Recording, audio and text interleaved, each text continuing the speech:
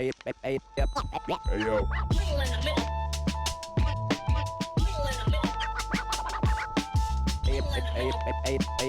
Hey yo.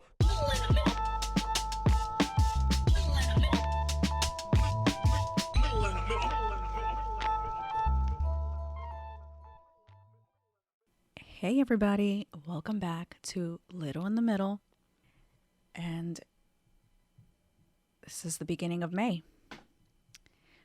Where has the time gone? Last episode was episode 10, ay ay ay, with an exclamation mark at the end. And if you haven't listened to that one, just listen to it. I've been told that it was one of my funniest ones so far. And it's so funny because when I was recording it, like I didn't really feel funny. I kept saying that I felt dry. And I honestly thought it was going to be a sucky episode. I didn't think it was going to be good. And I feel like I didn't bring in that energy. And I had a friend that told me like, yeah, I really enjoyed it. I was like, what? That's fucking crazy because I thought it was going to be lame. So follow up of Cinco de Mayo.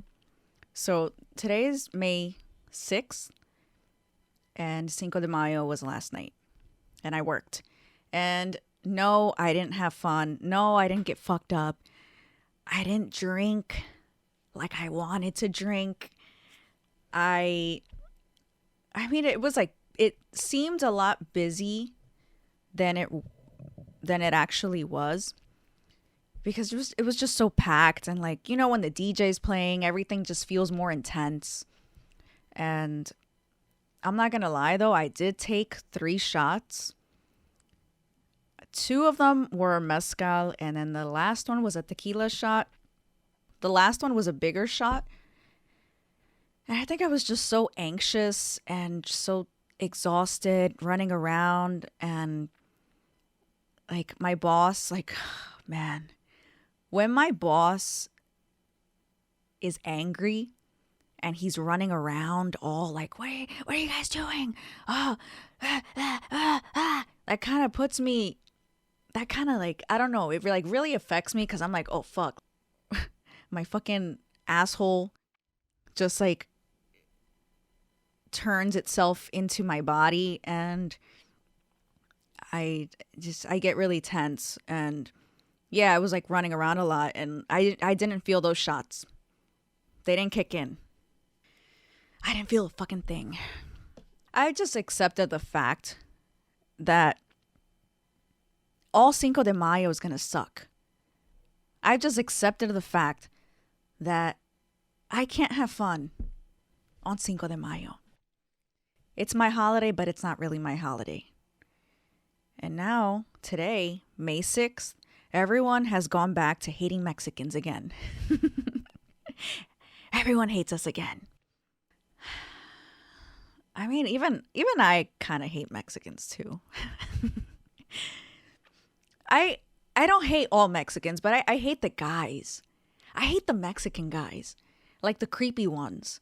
Like growing up, there wasn't a lot of Mexicans, so all the Mexicans that I've encountered, like they all try to get in my pants, but like not even like in a cool like swag kind of way. Like it wasn't like charming. It was just like it was like disturbing. So that's why I don't really fuck with Mexican men. And I'll get more into that story some other time because I feel like you guys probably think, well, then when are you going to get to all these stories? And you keep saying that another time, another time. How many fucking stories are you going to keep in the backlog? I have so many fucking stories, though. And I know I'm really late to the party, but last week I just saw the Super Mario movie. Finally got to see the Super Mario movie, and it was so cute, and I really enjoyed it. And honestly, I didn't think it was going to live up to the hype, and it did. I would watch it again. I might even watch it in Spanish. Just to see if my significant other would appreciate it because he fucking fell asleep in the movie theaters. So ironically, I said that I don't like Mexican men. I've never dated Mexican guys before, and I never thought I would, but Boo Boo is fucking Mexican. And there's certain things that translate kind of funny. Like, that's why I want to see what the Super Mario movie is about in Spanish. Maybe then he won't fucking fall asleep during the movie. And like when I just started dating him, we would, when you get to know the other person, you ask like, hey, did you watch this? What do you think about this show? Did you like this? Like, and we were talking about SpongeBob because this was the time when like SpongeBob memes were coming out. And I would ask him like, oh, how do you say this character in Spanish? And it's like sand, but sand in Spanish, sandy. Lobster. Oh, but lobster in Spanish. I'm like, what? Don't forget to cut that out. That was so stupid. So when the movie finally started, and then like Mario comes out, like pixelated, like the Super Nintendo game, and then the little theme song came on. It was like da da da da da da da da. So Mario comes out all pixelated. He jumps up on a mystery block.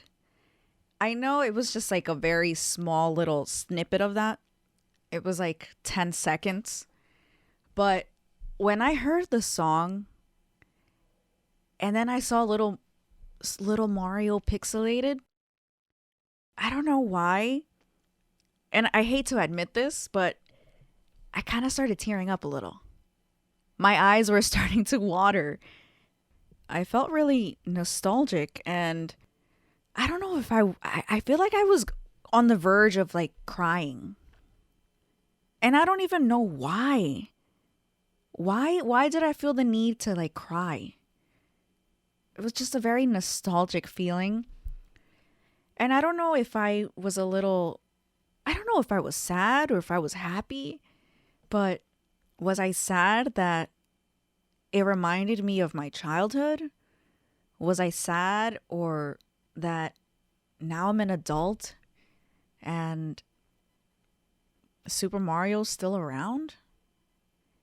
Was I sad that I'm an adult and those golden years are behind me and they weren't that great? Why did I feel that way? And there was this Asian chick next to me and she had a mask on. And I think she even looked over my way. Like she had to look over my way, like at that fucking point where I wanted to cry. I think that's the only reason why I didn't cry was because this girl looked over in my direction and then my eyes were like, stop the press, stop the fucking press. No emotions over here. And then like when you think about like the whole premise of the fucking movie, it's like, why the fuck are you even sad? The movie is about two fucking Italian guys from Brooklyn that are plumbers. And they fell into this pipe by accident. Why? That's the whole premise of of Super Mario. Super Mario Bros. Two fucking Italian guys. I'm sure it has to. They're from Bensonhurst. They're from Bensonhurst, Brooklyn. Why did I get emotional about that? I didn't even know Italian people growing up. Oh, but if you haven't watched the movie, it's really cute. You really have to. You have to watch it, or at least watch it when it comes out on fucking Netflix. But like during the movie, spoiler alert. So Bowser gets his hands on the star. I feel like Bowser is like really. What's that word? Let me take a sip of my matcha while I think about the word I'm trying to use here. Okay, so the word I'm trying to use. So delusional. Why did Bowser think that if he were to get his hands on the star, that Princess Peach was going to marry him? How fucking delusional is Bowser? He doesn't have a great rapport with Princess Peach. There's not a really great relationship. I don't see a great connection between the two. And he just like automatically like, I'm going to ask her to marry me. He didn't even try to ask her on a date. He didn't even think to himself like, oh, maybe if I have this star, maybe I have a chance. Maybe. He didn't even question the relationship. He just said, she's going to marry me. I'm going to ask her to marry me. How fucking delusional is that? But when you think about it though, it's not that many females in the Mushroom Kingdom. It's not that many females in the Mario world. So we know Princess Peach. And then there's, what's this one called? The Star? Lumily? Princess Daisy? Pauline? Rosalina? Toadette? Out of all the females that I just named, Princess Peach is the bad bitch, okay? Maybe Rosalina, maybe her. Her hair is covering up half of her face. She could have had a really bad injury, and maybe that's why she's covering her face. Slim pickings. So if I was Bowser, I'd probably want to marry Princess Peach too. Not that many options over here. But I've never heard of the other characters, so I really don't know. So anyway, last week I went to brunch with my 2 girlfriends, and it's been a while since we hung out. I think the last time we hung out was last year around this time. We always hang out like around Cinco de Mayo, but never on Cinco de Mayo. We were just talking and, you know, girl stuff. I brought up the topic of OnlyFans, and then we were kind of going off on that topic a little bit. And I feel like now everybody has an OnlyFans, and I've already spoken about OnlyFans before.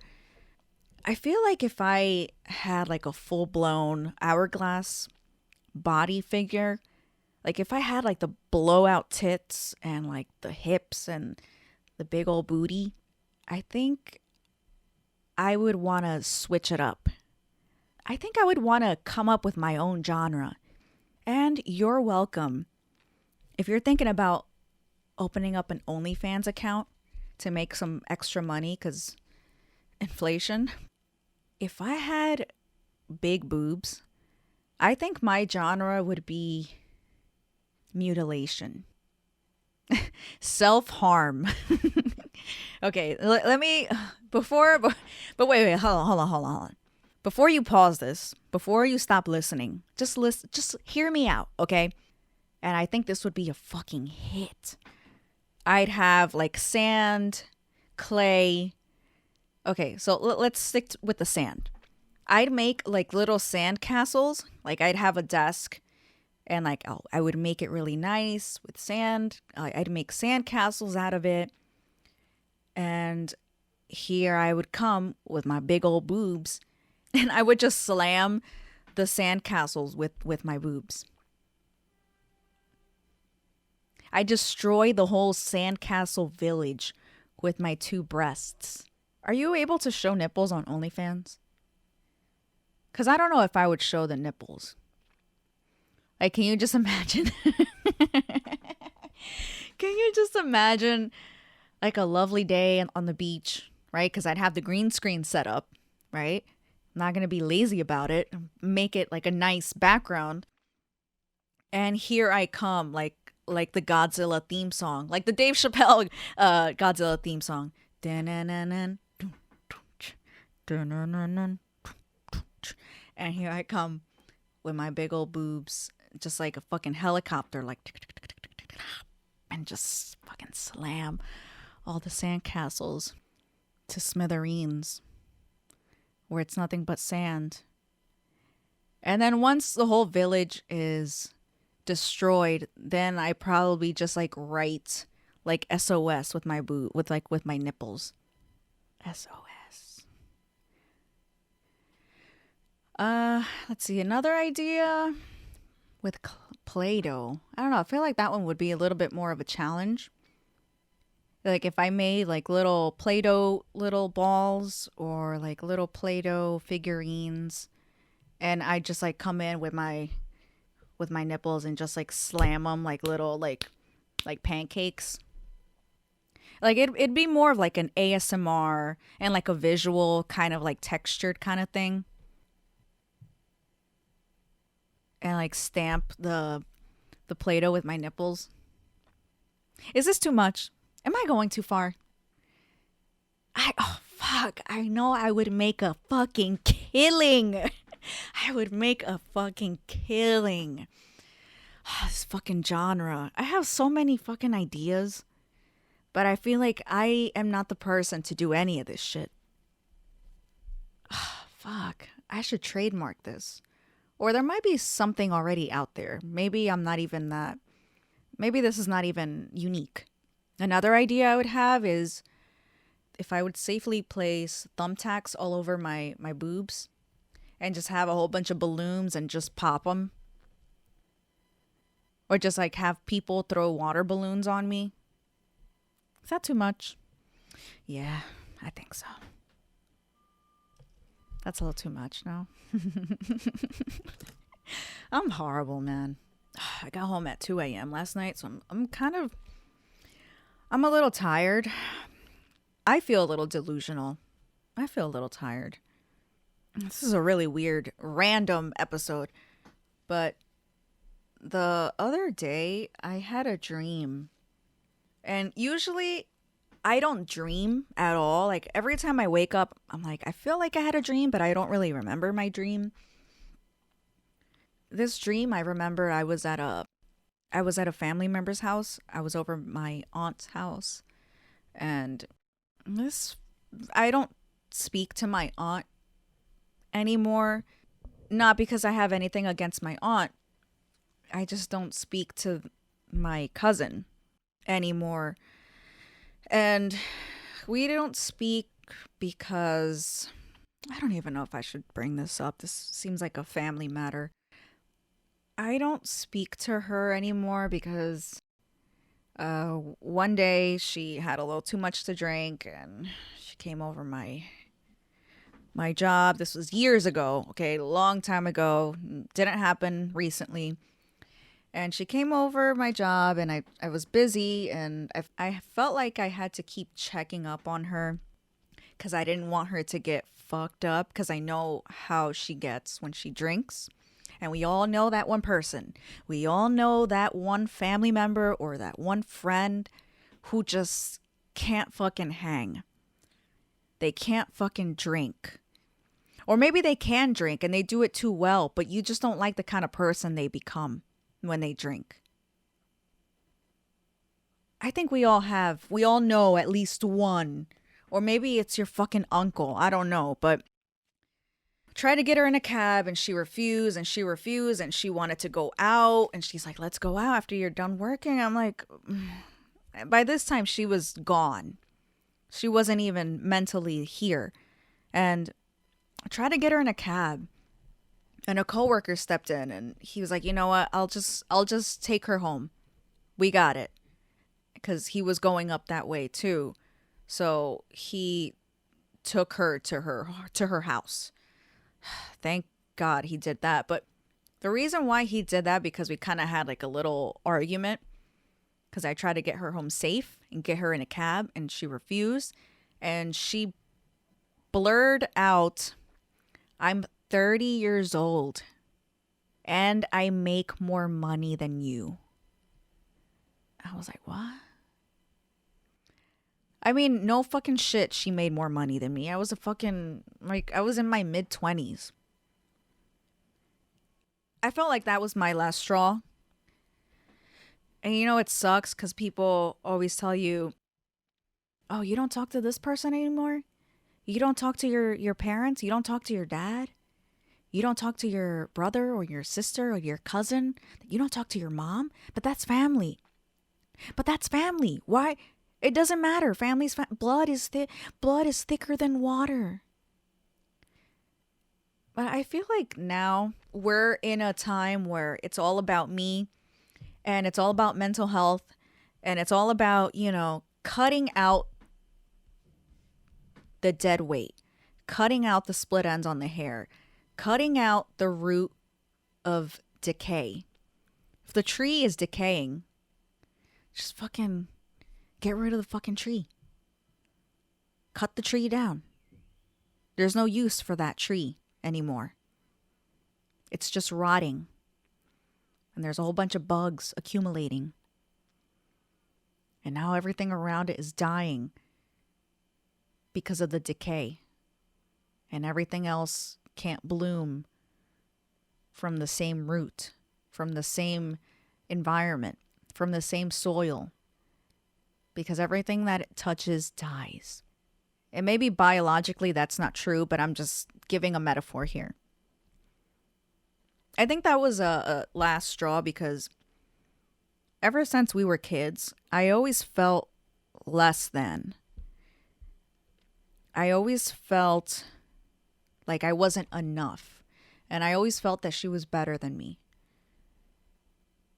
And I don't even know if she genuinely felt that way or if it was a lot of her dealing with like her inner demons. I just don't fuck with people who make you feel like shit because they feel like shit. I don't like people who make you feel like you're not worth anything to make themselves feel better.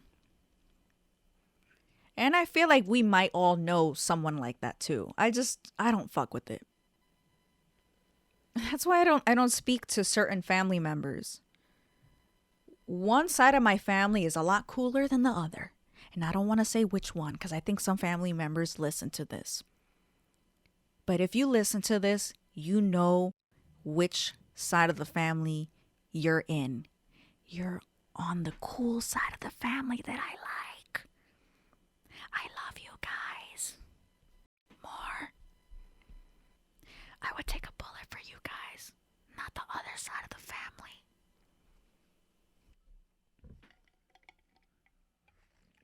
Okay, so bottom line, so let me get to this dream. So in my dream, they invited me over to their house and I brought my little brother over and we brought our bags and we were going to stay for like a few days, I think. I don't really know. But I think we were making too much noise because my cousin's father was sleeping or whatever. And I think we kept waking him up, or even I think maybe it wasn't necessarily the noise, but it felt like more of our presence. Our presence was too much that they're like, you know what? You can't stay here anymore. And I was like, wait, what do you mean we can't stay here anymore? They're like, yeah, it's like just, it's not working out right now. You're going to have to go. So I remember in the dream, like I was just like packing my stuff and putting it back in my bag and my luggage. And like, I was just looking at my brother like, what do you mean we're too much right now? That they told us we had to go. And in my mind, I'm like, damn, well, if I would have known we were going to be too much, I wouldn't have shown up to begin with. And I don't know if that was a metaphor for don't feel bad for not attempting to rekindle this family relationship because they're not going to take you or they're not going to accept you or it's just a waste of time. I feel like I overthink my dreams. I feel like they mean something. I feel like there's always a meaning behind these dreams and this one kind of makes sense to me. It was almost as if I'm wasting my time to try to make it right. So bottom line, if you do have a relationship like this with a family member, I would just really look at it from all angles.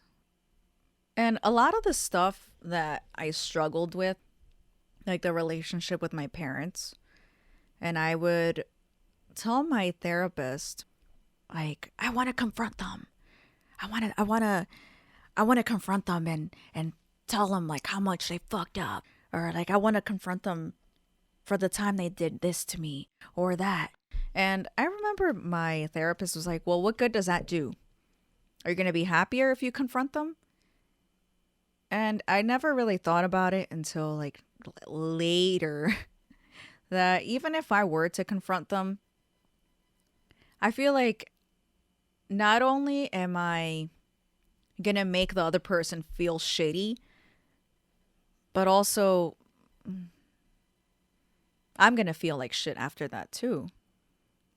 And I think some certain things are not meant to be revived.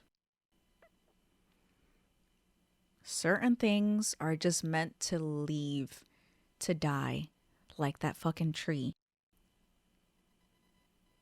Just leave it alone. So I found out that this month is Mental Awareness Month. I didn't even know that was a thing. Why does it seem like nowadays, like they make a month they make a month out of everything? Like, this month is Wear Your Red Thong Month. This month is Be an Asshole Month. It's okay to be yourself. Be an asshole. Treat everybody like shit month. And I only know that it's Mental Awareness Month because there was suicide prevention ads all over the subway. I'm not going to say it's pretty cool, but I think it's nice how we're slowly accepting the fact that mental awareness is very important. Okay, so I wasn't going to read anything from Reddit anytime soon, but I found something that sounds like it can be relatable from that story that I just mentioned earlier about my family. Okay, and it's called Am I the Asshole? On Reddit. Am I the asshole for throwing a family out the pub I work at? There has been some debate at work as to whether or not I, 23 female, was right in doing so I'd really appreciate your thoughts. On to the situation. A table was booked for 12 people with an additional 7-ish babies. Wow, that's a lot of fucking babies to bring to a fucking pub. And they brought 4 bottles of the most expensive bottles of champagne that the pub had in addition to other drinks. Babies were screaming and the adults were all standing around the dining area of the pub and were generally getting in the way. What's going on here? I think I have 4 what? Okay. It was all tolerable till one child had to have its nappy changed. The parents started changing the shit-covered nappy on the table in the middle of the dining room with other people around having their dinner. I went up to the mother and showed her to the door to the disabled toilet that has a changing table in it. The door was less than 3 feet from where she was changing the child. She refused to move to the bathroom, saying that she was in the middle of an important conversation. Hold on. Is the conversation so important that you have to keep changing shit? Like you can't hold on to this conversation? Wait, do I really have 3 minutes left of this? Okay, I don't know. After a bit of back and forth, I said that earlier she moved on to the bathroom or the entirety of the party would be thrown out. She refused again and I kicked them all out and banned the mother and father from the pub. I gave them paper cups to take their drinks home in. After they left, a pretty scathing review the following morning said that I ruined their grandparents' anniversary and my colleagues think I was too harsh and should have had more empathy for the parents. Please let me know, am I the asshole? Someone said, in the middle of an important conversation, so if she needed to go to the bathroom, would it have been acceptable for her to stay there and pee on the chair because her conversation was too important to get up from? That's what I'm saying. The main guests' grandparents would not be happy if their grandchildren left the table for diaper change. They prefer to eat next to poops. My aunt did this years ago to my baby cousin. Changed her diaper on the table in a Japanese restaurant. And it was hell gross. The staff luckily didn't see, but I was so embarrassed. What made it annoying is that she's the golden child and no one else cared but me and my siblings. Actually, this is nothing. I was not expecting this at all. I thought it was going to be like a similar situation like mine, but this is completely different. I think I will have to cut it short because I think I only have 1 minute left. Fuck. All right. Well, I guess that's it. Thank you for tuning in. This was a really random episode. I feel kind of rushed. And have a great week. I feel like I'm being kicked out right now. Feel like I'm being kicked out of my own fucking podcast. Have a great week. Until next time. Bye. Hey, yo. Hey,